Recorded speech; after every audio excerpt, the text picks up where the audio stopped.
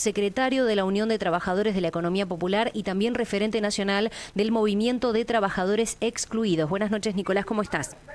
Buenas noches, ¿cómo están? Gracias por el espacio.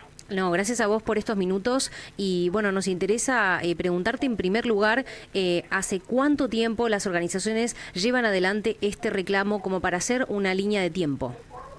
Mira, nosotros empezamos el reclamo ya con la llegada de este gobierno, incluso veníamos con problemas en la distribución de alimentos ya con el gobierno anterior, habíamos hecho una marcha en octubre, ahí resolvimos algunas de las cuestiones. Pero ya desde diciembre cortaron el suministro de alimentos secos, o sea, la entrega de camiones para los comedores que llevaban arroz, lenteja, polenta, aceite, azúcar. Ahí empezamos a discutir con ellos seguían plantados en que no iban a distribuir más nada de alimentos, que no querían más la intermediación de la organización. Nosotros les decíamos que tenían que tener cuidado con la decisión que estaban tomando, porque cada vez más gente estaba empezando a acercarse a los comedores, ahí ya te estoy hablando finales del mes de enero, y el 9 de febrero, después de varios intentos de pacientemente esperar de que ellos lleguen a que algún sentimiento toque su corazón o algo, como vimos que eso no pasaba, presentamos un amparo en la justicia el 9 de febrero, y después de varios ida y vuelta, de dar vuelta por varios juzgados, etcétera, hoy se inscribió o se avanzó una instancia más, que es como que se toma el amparo y se lo transforman, se lo inscribe como para que sea un amparo colectivo, es decir, va a seguir avanzando esta discusión y de darnos la razón la justicia, todos los comedores que están en la misma situación que los comedores de autor deberían ser proveído de la mercadería necesaria para poder garantizar la asistencia a millones de personas a lo largo y ancho del país. Con respecto a los números y a los datos, ¿cuántos comedores se encuentran afectados en este momento y a cuántas personas es este alcance y la afectación? Mira, es muy difícil saber a cuántos. O sea, vos tenés un registro que es el RENACOM, que son 44.000 comedores, de esos podrían haber estado funcionando casi todos, algunos con la llegada del gobierno, del nuevo gobierno nacional, pero lo cierto es que es muy difícil saber cuánta gente, porque lo que está pasando en muchísimos casos es que cada vez más gente se acerca a los comedores. Yo te hablo, por ejemplo, del comedor que más cotidianamente veo, aunque recorro varios, pero el de Constitución, hoy en día le está dando de comer a gente por encima de los niveles de la pandemia, es decir, hoy en día, lunes, miércoles y viernes, se le está sirviendo comida a alrededor de 3.500 personas solo en el barrio de Constitución. Entonces, según lo que había relevado, según lo que existía en información previa, alrededor de 4 millones de personas comían a través de las diferentes formas de proveeduría de alimentos, más el alimento que se le daba en las escuelas a los niños también de barrios populares, que eso también, esa partida también la cortó el Ministerio de Capital Humano. Entonces es muy difícil, pero de piso son 4 millones de personas las que alguna vez en la semana comían en los comedores de todo el país. Y Nicolás, con respecto a la denuncia que en contraposición realiza el Ministerio de Capital Humano, donde ellos sostienen que el 52,3% de los comedores a los que asistía el gobierno anterior eran inexistentes. ¿Tenés conocimiento sobre esta denuncia?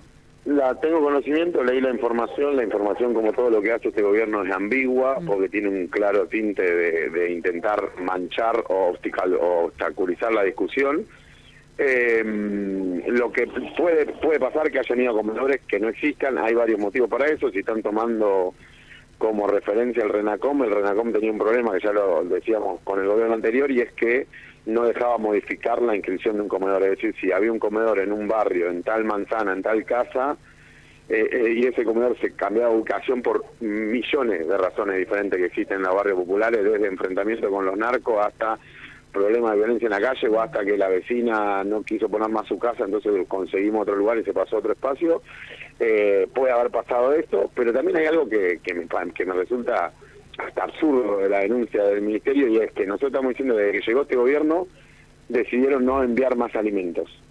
Entonces, ¿cuándo hicieron esa auditoría? Pues si hicieron esa auditoría en enero, febrero, en marzo, en abril o en mayo, cualquiera de esos días los comedores que fueron a consultar si estaban abiertos o cerrados seguramente estaban cerrados, pero porque ellos no le dieron los alimentos para poder abrirlo, digamos. No es fácil Claro, su mantener un inexistencia comedor era con evidente. donaciones.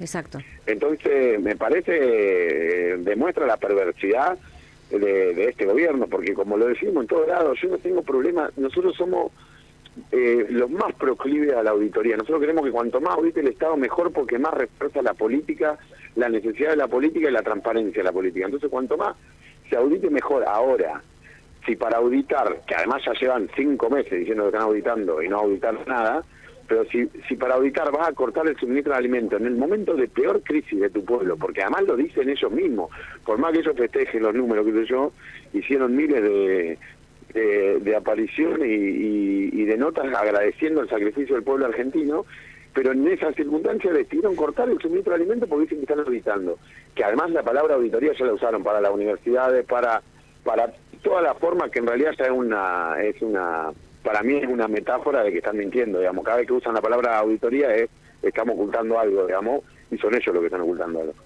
Y con respecto a la vía legal, ¿cómo continúa esta causa? Y mira, nosotros hay dos cosas. Hay una denuncia penal que le hicimos a Petovelo por abandono de personas y incumplimiento de los deberes de funcionarios públicos, que esa está mucho más avanzada. Esa ya hizo una solicitud de información, mandaron un Google Drive aparecía la tarea de la escuela de un nene de secundaria, a lo cual la justicia le pidió que profundicen y manden información más fiable y concreta, y ahora hay que esperar que siga avanzando el amparo. Ellos, incluso hay algunos de ellos que se comunican conmigo, a mí me pasó directamente, que dicen, vamos a discutir la comida cuando ustedes bajen la denuncia. Y yo le digo, pero si vos entregás el alimento, la denuncia se cae sola, porque, ¿entendés? Hasta en eso extorsionan, y después son tan caraduras de salir a acusar a la gente de extorsionadora, etcétera. Te agradecemos muchísimo esta comunicación, Nicolás, y desde ya, bueno, comprometemos el aire de Splendid para difundir toda la información que sea necesaria con respecto a este tema. Dale, y muchísimas gracias a ustedes por el espacio. Estábamos en comunicación telefónica con Nicolás Caropresi, secretario de la Unión de Trabajadores de la Economía Popular, con respecto